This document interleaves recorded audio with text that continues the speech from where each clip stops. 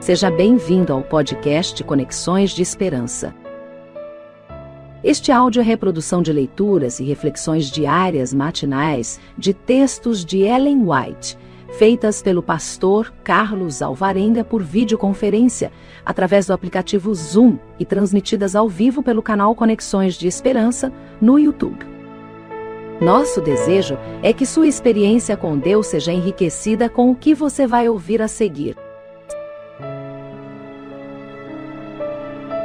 Hoje as nossas considerações estão baseadas no capítulo 30 do livro O Desejado de Todas as Nações. Marcos, capítulo 3, versos 13 a 19 e capítulo 6, versos 12 a 16. Lá nós lemos assim: E subiu ao monte, e chamou para si os que ele quis, e vieram a ele, e nomeou 12 para que estivessem com ele, e os mandasse a pregar. Foi sob as protetoras árvores da encosta da montanha, pouco distante do mar da Galileia, que Jesus chamou os 12 para o apostolado e proferiu o Sermão do Monte.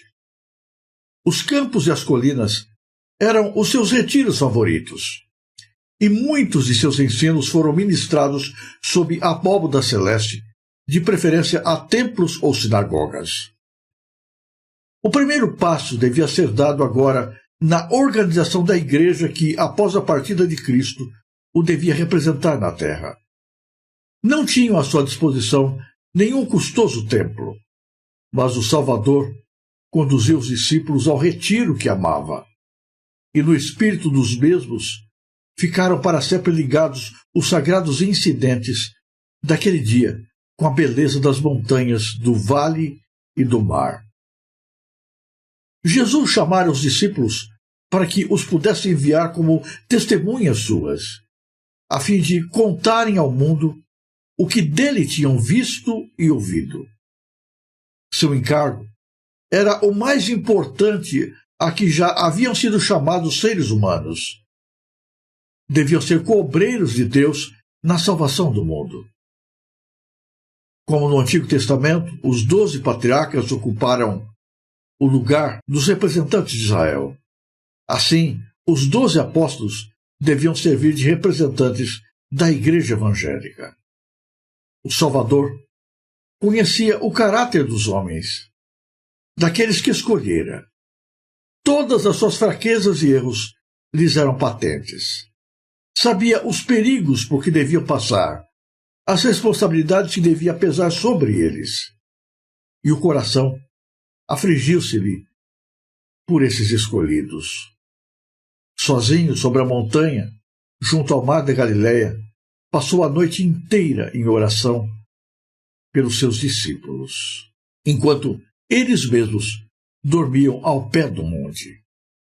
Aos primeiros clarões da aurora, chamou-os para junto de si, pois tinha alguma coisa importante a lhes comunicar.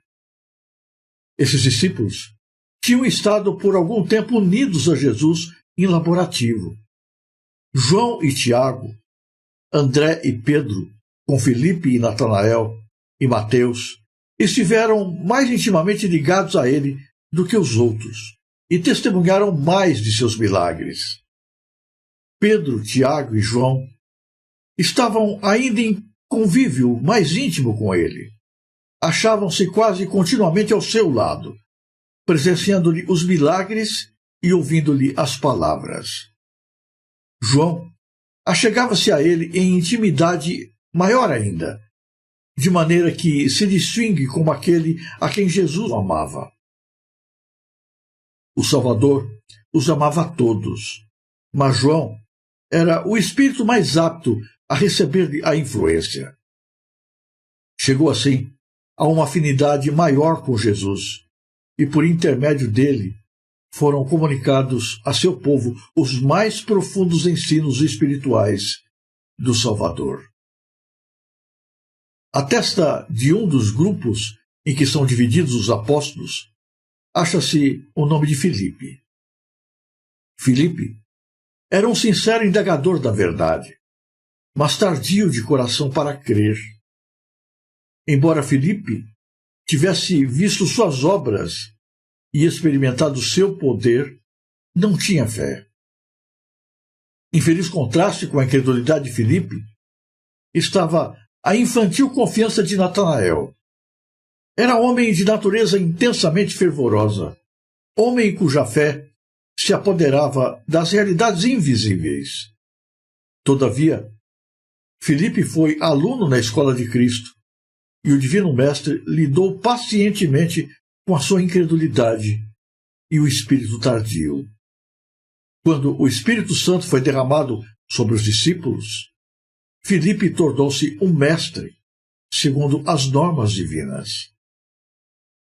Enquanto Jesus estava preparando os discípulos para sua ordenação, um que não for chamado se esforçou para ser contado entre eles. Foi Judas Iscariotes, que professava ser seguidor de Cristo. Adiantou-se então solicitando um lugar nesse círculo mais íntimo de discípulos. Com grande veemência e aparente sinceridade, declarou: Senhor, seguir-te-ei para onde quer que fores. Jesus nem o repeliu, nem o acolheu com mostras de agrado, mas proferiu apenas as tristes palavras: As raposas têm covis, e as aves do céu ninhos, mas o Filho do Homem não tem onde reclinar a cabeça. Judas acreditava que Jesus fosse o Messias, e ao unir-se aos discípulos, esperava assegurar para si alta posição no novo reino. Os discípulos estavam ansiosos porque Judas fosse contado entre eles. Tinha imponente aparência, era dotado de perspicácia e habilidade executiva, e eles o recomendaram a Jesus como pessoa que lhe seria de grande utilidade na obra. Surpreenderam-se de que o recebesse tão friamente. Todavia, quando Judas se uniu aos discípulos, não era insensível à beleza do caráter de Cristo. Sentia a influência daquele poder divino que atraía pecadores ao Salvador. O Salvador lia o coração de Judas. Sabia as profundezas de iniquidade, a que, se o não livrasse a graça de Deus, havia ele de emergir. Ligando a si esse homem, colocou-o numa posição em que poderia ser dia a dia posto em contato com as torrentes de seu próprio abnegado amor. Abrisse ele o coração a Cristo, e a graça divina baniria o demônio do egoísmo, e mesmo Judas se poderia tornar um súdito do reino de Deus. Deus toma os homens tais como são, com os elementos humanos de seu caráter, e os prepara para seu serviço, caso queiram ser disciplinados e dele aprender. Não são escolhidos por serem perfeitos, mas apesar de suas imperfeições, para que, pelo conhecimento e observância da verdade, mediante a graça de Cristo, se possam transformar a sua imagem. Havia chegado o momento de Cristo estabelecer a sua igreja. Esta igreja deveria ser um instrumento poderoso de proclamação da graça, deveria enfrentar as mais terríveis lutas. Jesus não funda a sua igreja de qualquer maneira. Em primeiro lugar, antes de escolher pessoas para liderar a sua obra, Jesus Cristo passa uma noite inteirinha em oração, suplicando por sabedoria, para que o Espírito de Deus escolhesse as pessoas certas. Grande privilégio é ser líder na Igreja de Deus. Não é pouca coisa ser nomeado para uma função na causa do Senhor. No entanto, mais importante do que a função, do que o cargo, é a responsabilidade que pesa sobre os ombros daqueles que estão à frente da obra de Deus. Por isso, devemos ter muito cuidado quando nos reunimos hoje para nomear pessoas, para estar à frente dos diversos ministérios dentro da Igreja do Senhor. É surpreendente que Jesus começa a sua igreja de maneira simples. Não foi buscar a bênção dos poderosos. Não foi buscar as sombras dos tetos das sinagogas ou do próprio templo, onde os líderes judaicos se orgulhavam de estar presentes e de comandar. Não vai em busca de homens poderosos, mas de pessoas simples. Não chama as pessoas por seu currículo. Não busca aqueles que foram graduados pelas universidades renomadas da época, mas chama pessoas comuns, pessoas humildes, pessoas que vieram das mais diferentes circunstâncias da vida, que labutavam com as crises e dificuldades diárias. Jesus não chama pessoas perfeitas, mas chama homens de carne e osso, como nós hoje. Pessoas que têm as fraquezas que nós também experimentamos. Pessoas que passam pelas mesmas crises e circunstâncias que nós atravessamos. Alguns mais incrédulos, mais arredios. Outros mais próximos, mais dispostos a estarem junto de Jesus, compartilhando da sua graça e aprendendo dele. Outros com o coração tão aberto como João. Cristo recebeu a todos. Pessoas distintas, que vieram de circunstâncias diversas, e Jesus os convida para estarem com ele, para aprenderem dele, para receberem dele, para serem treinados e influenciados por ele, partirem para o mundo, para a grande missão do estabelecimento da Igreja de Jesus Cristo, que deveria lutar contra os poderes do inferno. De todos os 12, um apenas não foi chamado por Cristo. Ele se ofereceu para fazer parte do grupo. Ele acreditava que Jesus era o Messias, só que não tinha uma concepção correta da missão do Messias.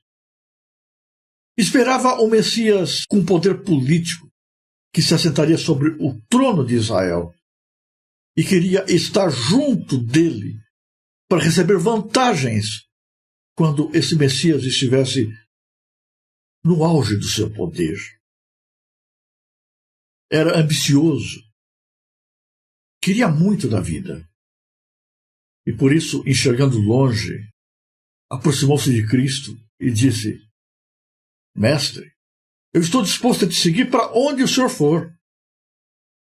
Reserva um lugar para mim junto de ti. Jesus conhecia o coração. Jesus sabia de todas as intenções.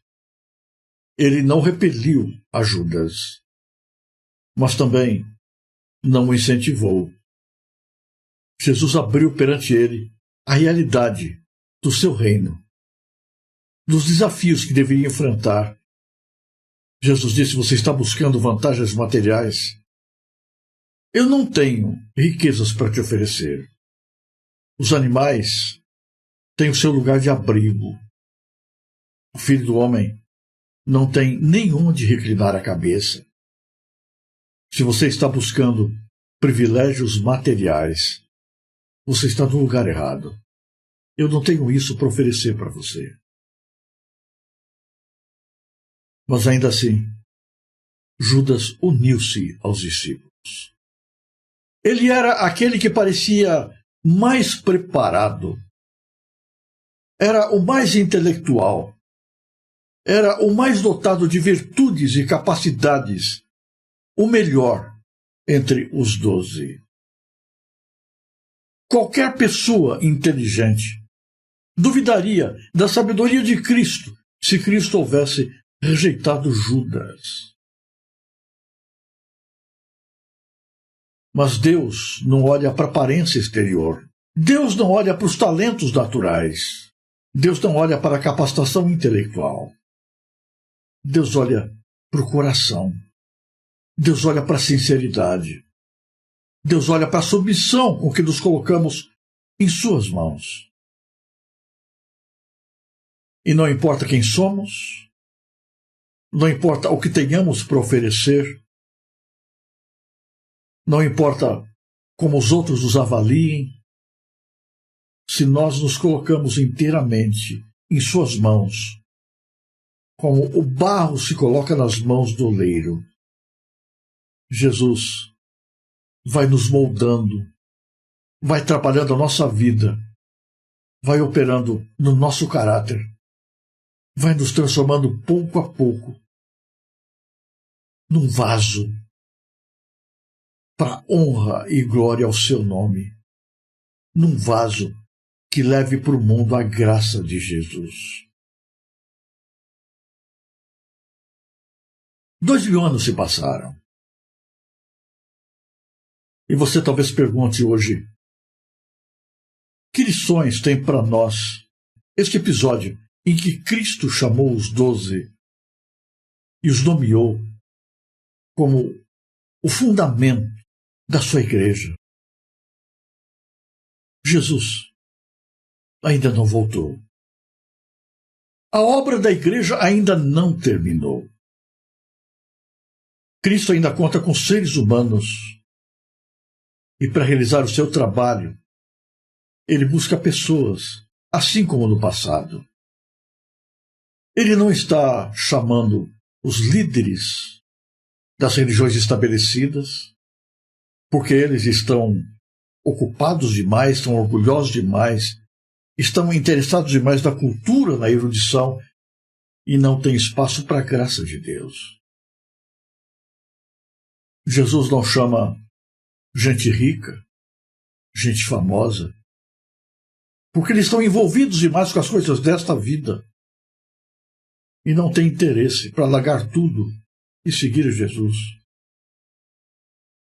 Jesus não chama gente perfeita, porque gente perfeita não existe.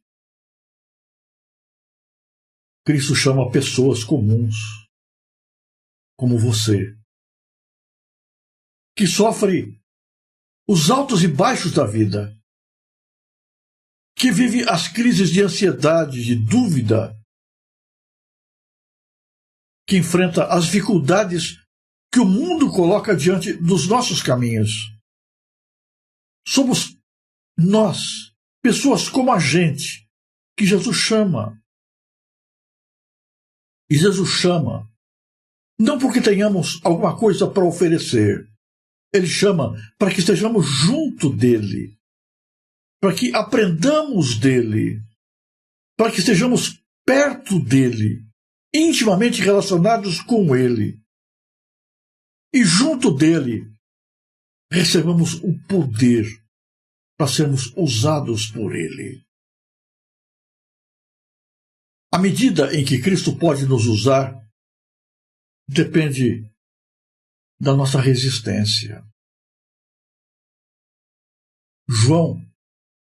Jesus pôde usar de maneira bem poderosa.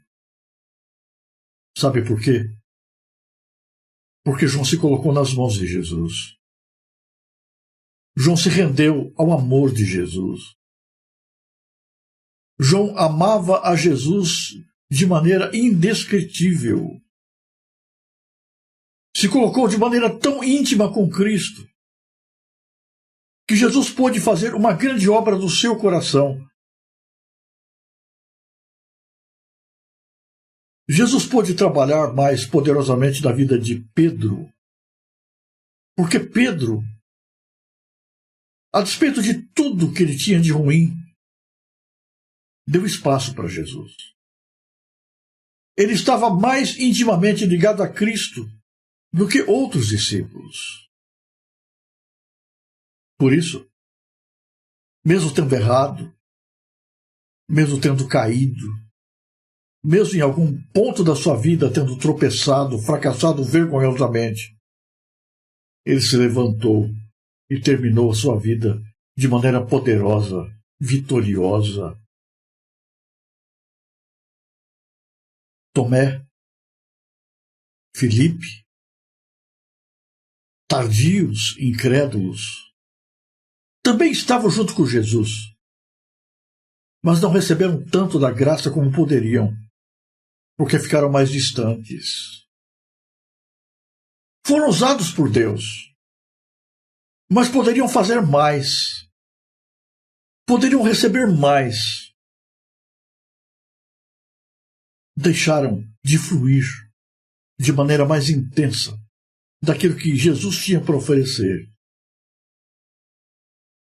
porque não se colocaram de maneira tão resoluta sob os comandos das mãos do oleiro. Judas tinha tudo para ser o melhor. O seu nome poderia ter ficado marcado na história como o mais ilustre discípulo de Jesus. Mas Judas era orgulhoso demais. Pensava demais em si. Confiava demais naquilo que ele era e tinha. Esteve perto de Jesus, bem perto de Cristo, mas nunca em Jesus. Nunca submeteu-se ao poder de Jesus. Nunca deixou-se levar pela graça de Jesus. Nunca se colocou nas mãos de Jesus. E por isso entrou para a história, sim.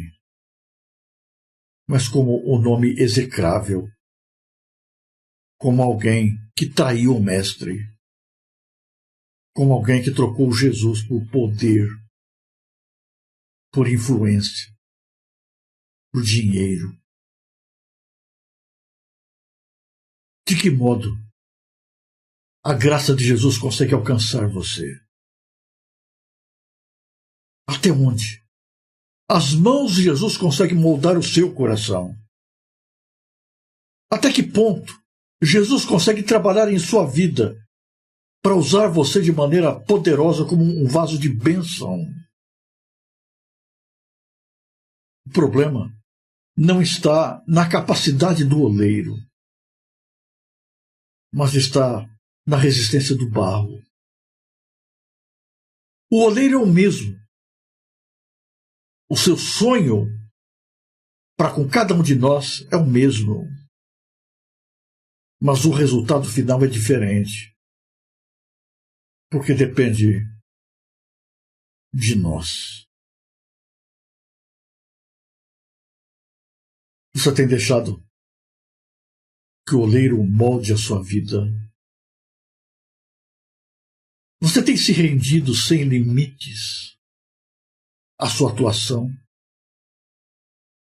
Você tem deixado que Jesus lhe quebre, que Jesus arrebente o seu orgulho, a sua vaidade, que Jesus tire de você tudo aquilo que não presta, que Jesus trabalhe a sua vida, embora às vezes isso possa parecer doloroso, fazendo de você o vaso que Ele deseja usar. Nessa manhã, eu oro a Jesus: Senhor, tem misericórdia de mim. Eu sou apenas um pedaço de barro nas tuas mãos. Mas eu não quero ser um barro duro, um barro egoísta, um barro resistente, um barro insubmisso. Eu quero me render inteiramente ao teu poder, à tua vontade e à tua graça. Eu não sei planejar para a minha vida. Eu não sei estabelecer planos para o futuro. Mas o Senhor conhece todas as coisas. Toma-me. Usa-me. Trabalha em mim. Não desista de mim. continue operando na minha vida, até que os teus planos plenamente se realizem em mim. Você não gostaria de me acompanhar nesta mesma oração?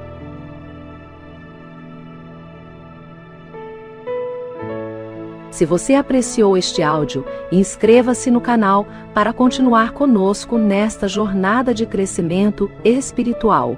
E se puder, não se esqueça de compartilhar com outras pessoas.